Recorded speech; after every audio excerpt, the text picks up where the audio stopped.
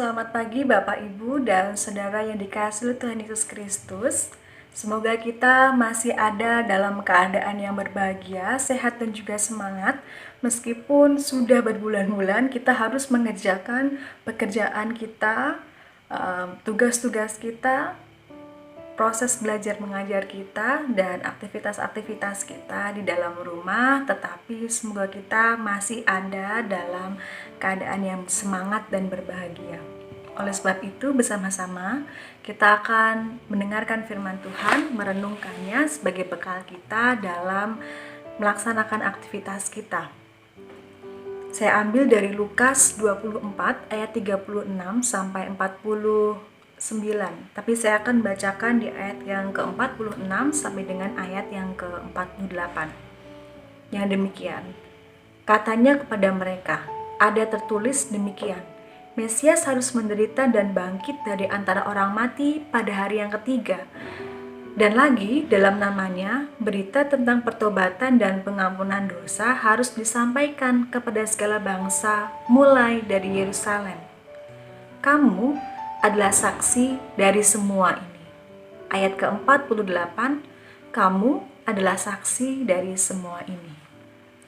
Bapak Ibu yang terkasih dalam Tuhan Yesus Kristus, berbahagia kita yang mendengarkan firman Tuhan dan melaksanakan dalam kehidupan sehari-hari. Bapak Ibu, saya memang mengambil perikop yang mungkin sudah kita renungkan bersama-sama dalam pekan suci kemarin. Tapi ini menjadi bagian yang menarik untuk kembali kita renungkan sebagai orang percaya. Bapak Ibu diceritakan bahwa ketika Kleopas dan temannya melihat keberadaan Yesus kala itu, mereka tentu menjadi bersemangat dan bersuka cita. Oleh sebab itu mereka cepat-cepat kembali ke Yerusalem untuk mengabarkan apa yang mereka alami ini kepada murid yang lain. Tentu bahwa meskipun Kleopas adalah orang yang bertemu sendiri dengan Yesus sesudah kematiannya, tapi para murid yang lain belum percaya dan masih ragu dengan apa yang dikatakan oleh Kleopas. Dan oleh sebab itu, Yesus hadir sendiri tengah mereka ketika mereka berkumpul. Bukan hanya hadir, tapi Yesus juga memperlihatkan bekas luka dan juga meminta makanan kepada mereka untuk meyakinkan mereka bahwa ialah yang hadir di tengah-tengah mereka. Tapi meskipun demikian, mereka masih tetap merasakan keraguan itu.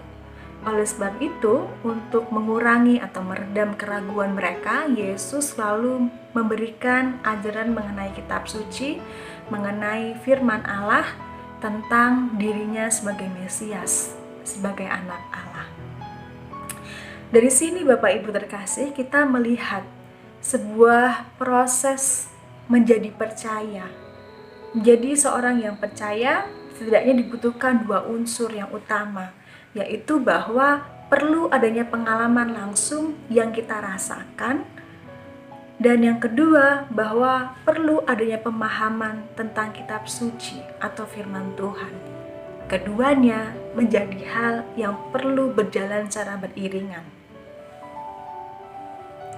Keduanya berdampingan dan saling melengkapi, juga tidak bisa dipisahkan. Seperti yang dialami oleh para murid, mungkin kesaksian orang lain dan juga apa yang dia lihat menjadi hal yang mungkin masih meragukan bagi mereka. Maka Yesus berusaha untuk meyakinkan mereka dengan firman Tuhan, sehingga diharapkan bahwa firman Tuhan mampu meredam keraguan yang mereka miliki. Mungkin sebagai orang percaya, kita juga mengalami hal yang demikian. Seringkali pengalaman yang kita rasakan atau pengalaman yang orang lain rasakan dan diceritakan kepada kita masih menimbulkan keraguan-raguan. Maka kita harus dibantu dengan firman Tuhan yang ada dalam kitab suci. Demikian pula sebaliknya Bapak Ibu, ketika hanya iman atau kepercayaan hanya kita dengar saja, tapi tidak kita rasakan secara nyata, kadang-kadang ini menimbulkan juga keraguan.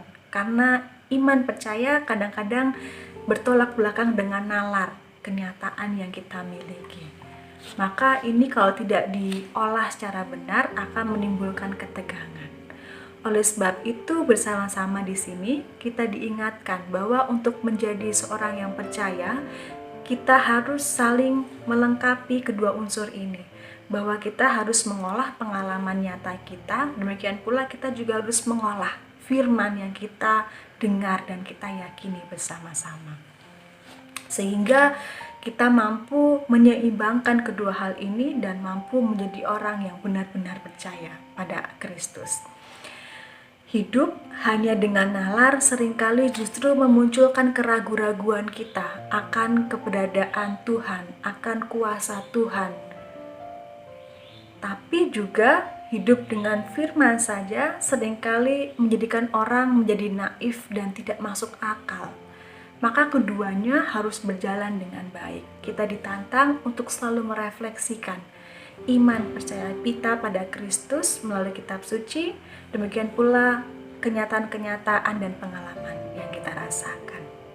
Selamat berefleksi, selamat menjalani kehidupan, dan selamat memupuk kepercayaan kita kepada Kristus bersama-sama di tengah kehidupan kita. Tuhan Yesus memberkati kita semua. Amin.